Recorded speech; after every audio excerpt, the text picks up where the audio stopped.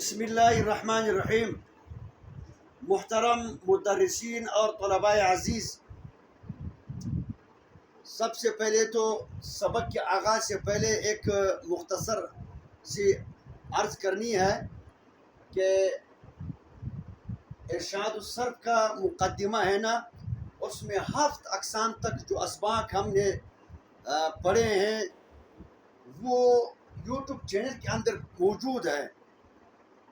آسان صرف اور نحو اور صرف اور نحو کی تعلیم کے نام سے ہمارا یوٹیوب چینل ہے، اس میں آپ یہ 7 اقسام تک جتنے اسباق ہم نے پڑھے ہیں موجود ہے۔ تو اب پشتو زبان میں بھی ہے اور اردو میں بھی ہے۔ تو پشتو زبان میں 7 اقسام تک تمام اسباق موجود ہے اور اردو زبان میں بھی 7 اقسام تک تمام اسباق مقدمہ کے جو ہے وہی موجود ہے۔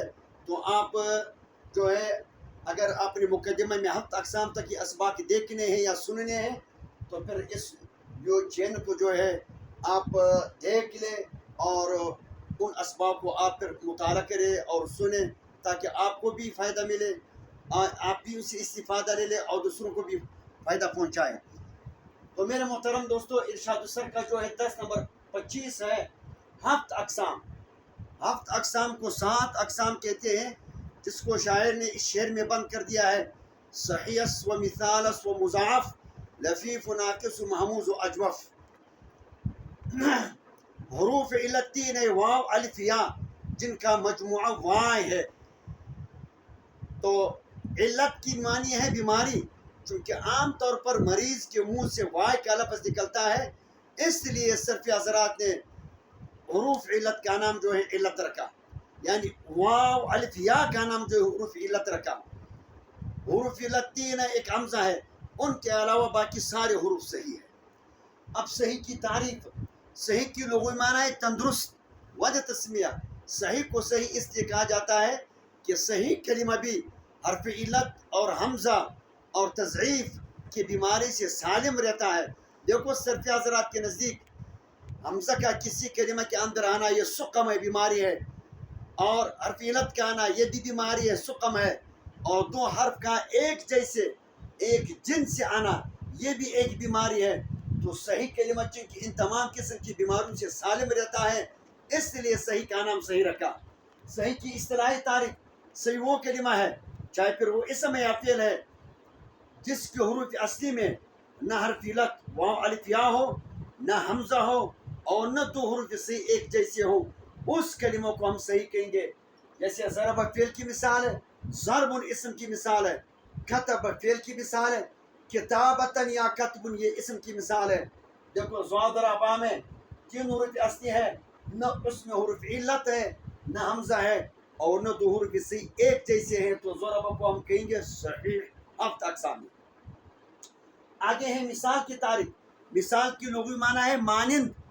مثال کو مثال اس لیے کہا جاتا ہے کہ مثال کلمہ بھی کم تغیر میں، کم تبدیلی میں صحیح کی طرح ہے۔ صحیح کلمہ میں تغیر تبدل بالکل نہیں آتا، اور مثال کے اندر تبدیلی ہوتی ہے، کم ہوتی ہے، تو مثال صحیح کی طرح ہوگی۔ مثال کی اصطلاحی تعریف، مثال وہ کلمہ ہے جس کے حروف اصلی میں فا کلمہ کے مقابلہ میں حرف علت واو یا ہو۔ اگر فا کلمہ کے مقابلہ میں حرف علت واو ہے تو اس کو مثالی واوی کہیں گے۔ جیسے وعد وعد، واو عین دال حروف اصلی ہے، پہلے نمبر پر واو آیا ہے تو اس کو ہم مثالی واوی کہیں گے۔ اگر فا کلمہ کے مقابلے میں حرف علت یا آتی تو اس کو مثالی یائی کہیں گے۔ جیسے یسارا یسرن، یسارا میں یاسین را یا حرف اصلی ہے، پہلے نمبر فا کلمہ کے مقابلے میں ہے تو اس یسر کو ہم مثالی یائی کہیں گے۔ اب سوال یہ ہوتا ہے کہ مثال واوی آتا ہے، مثال یائی آتا ہے، تو مثال الفی کیوں نہیں آتا ہے؟ یعنی فا کلمہ کے مقابلے میں الف کیوں نہیں آتا؟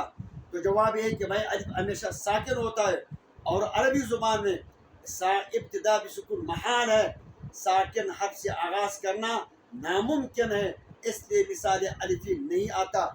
اب یہ دیکھو 7 اقسام نے صحیح کی تعریف کی، مثال کی تعریف کی، پھر آگے جا کر کے ان دونوں کا مشق اجرا کریں گے، پھر انشاءاللہ العزیز معموز وغیرہ کی جو ہے تعریفیں کریں گے۔